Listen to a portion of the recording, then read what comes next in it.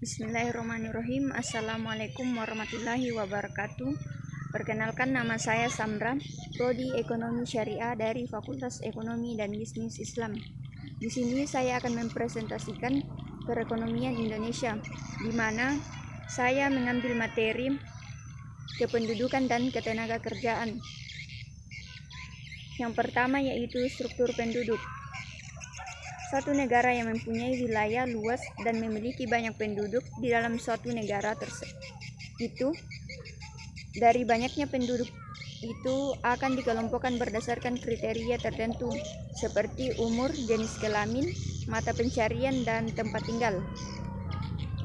Kemudian adapun bentuk piramida penduduk. Yang pertama yaitu piramida penduduk muda. Ini menggambarkan komposisi penduduk dalam pertumbuhan dan sedang berkembang. Jumlah angka kelahiran lebih besar daripada jumlah kematian. Bentuk ini umumnya kita lihat pada negara-negara yang sedang berkembang, misalnya India, Brazil, dan Indonesia. Yang kedua yaitu piramida stasioner, atau piramida ini menggambarkan keadaan penduduk yang tetap statis sebab tingkat kematian rendah dan tingkat kelahiran tidak begitu tinggi.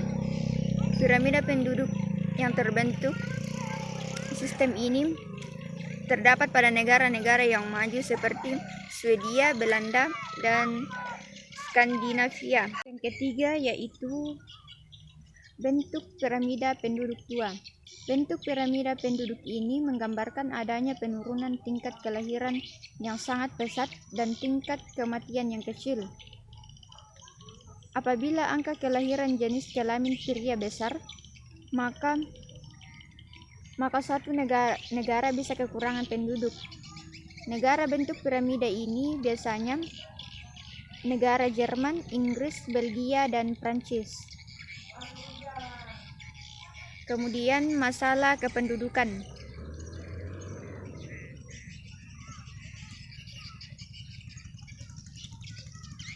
Yang pertama yaitu masalah akibat angka kelahiran. Yang kedua, masalah akibat angka kematian. Yang ketiga, masalah komposisi jumlah penduduk. Yang keempat, masalah kependudukan dan angkatan kerja. Yang kelima, masalah mobilitas penduduk. Yang keenam, masalah kepadatan penduduk di Indonesia. Yang ketujuh, masalah perkawinan dan perceraian. Kemudian pengangguran.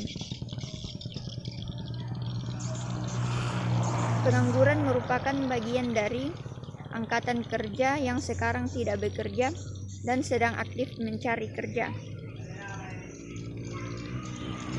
Jenis pengangguran. Yang pertama yaitu pengangguran terbuka, yang kedua setengah menganggur, yang ketiga pengangguran terselubung. Kemudian cara mengatasi pengangguran. Yang pertama yaitu pengembangan sektor informal seperti home industry. Yang kedua yaitu pengembangan program transmigrasi untuk menyerap tenaga kerja di sektor agraris dan sektor informal lainnya di wilayah tertentu. Yang ketiga, perluasan kesempatan kerja, misalnya melalui pembukaan industri padat karyawan di wilayah yang banyak mengalami pengangguran. Yang keempat yaitu peningkatan investasi, baik yang bersifat pengembangan maupun investasi untuk mendirikan usaha-usaha yang baru. Yang kelima yaitu pembukaan proyek-proyek umum. Selanjutnya yaitu distribusi, di mana distribusi ini merupakan hal yang sangat penting. Dapat dibayangkan apabila suatu negara tidak didistribusikan secara merata, tentu akan membuat masyarakatnya mengalami kesulitan dalam hal mendapatkan sebuah produk yang langka. Selain itu, masih banyak masalah seperti terbatasnya barang yang diproduksi, keterlambatan pengiriman barang, atau tidak adanya barang sama sekali. Bagi perusahaan-perusahaan yang sedang berkembang biasanya memanfaatkan keadaan ini untuk mendistribusikan barang tersebut. Sekian dari saya. Terima kasih. Assalamualaikum warahmatullahi wabarakatuh.